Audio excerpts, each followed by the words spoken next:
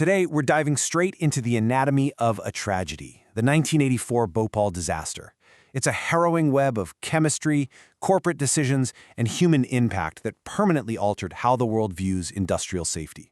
We're going to break down exactly the how, what, and why of one of history's darkest industrial moments. 500,000. Take a second to really think about that number. That is 500,000 people exposed to a highly toxic gas in a single terrifying night. 500,000 lives permanently altered in just a matter of hours. To understand how a nightmare of this sheer magnitude happens, we have to rewind to December 1984. We're geographically placing ourselves in Bhopal, India. Now, at this time, Bhopal is this bustling, rapidly growing city, and industrial development was widely seen as the golden ticket to progress and agricultural independence. And looming right there in the city was the Union Carbide pesticide plant. It was built back in 1969 to manufacture agricultural insecticides, specifically a product called 7. But here's the kicker. It was operating right next to densely populated, bustling neighborhoods. Part 1. A disaster waiting to happen. You see, this tragedy didn't just strike out of nowhere. By the early 80s, the plant was losing millions of dollars a year, which led to some severe corporate cost-cutting. And the warnings were literally written on the wall. A 1982 internal audit explicitly warned of corroded pipes, failing safety systems, and a lack of qualified personnel. Yet, to manage their massive financial deficit, these glaring red flags were pretty much ignored. Part 2. The night of the leak.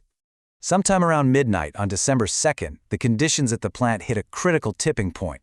It's a perfect example of cascading Swiss cheese failures. Somehow, water entered a storage tank, triggering a massive chemical reaction, and one by one, the safety nets completely failed. The refrigeration unit meant to keep the chemicals cool, it had been switched off just to save on electricity. The warning sirens? Silenced, so as not to alarm the neighborhood. So what exactly was in that tank? It was methyl isocyanate, or MIC.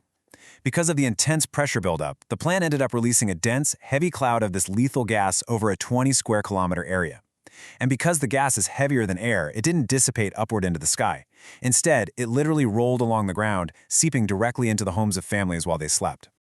The immediate human toll was just horrific.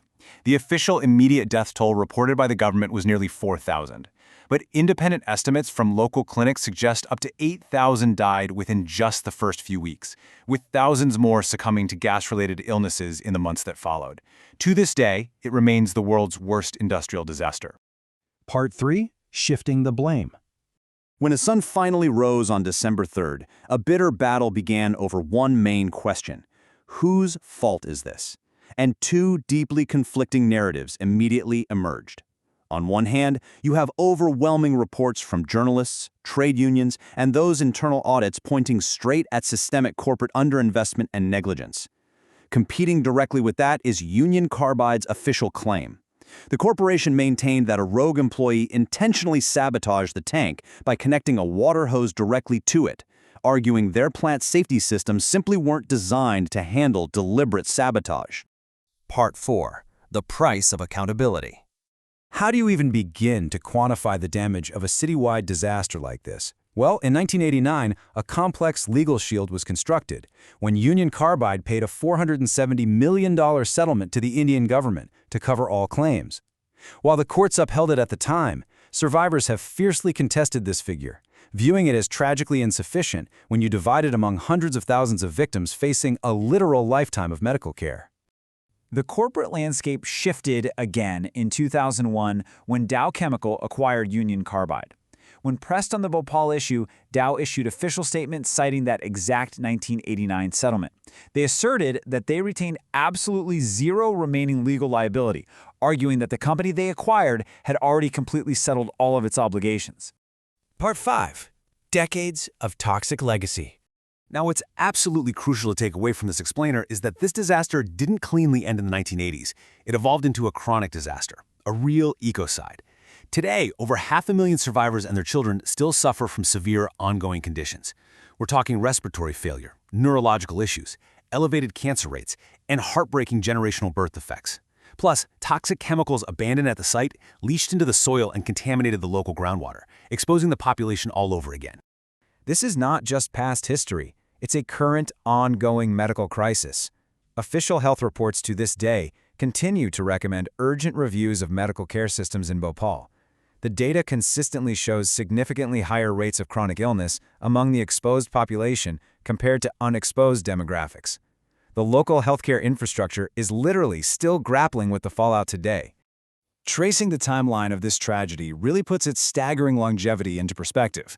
The plant was built in '69, it leaked in '84, and the settlement happened in '89.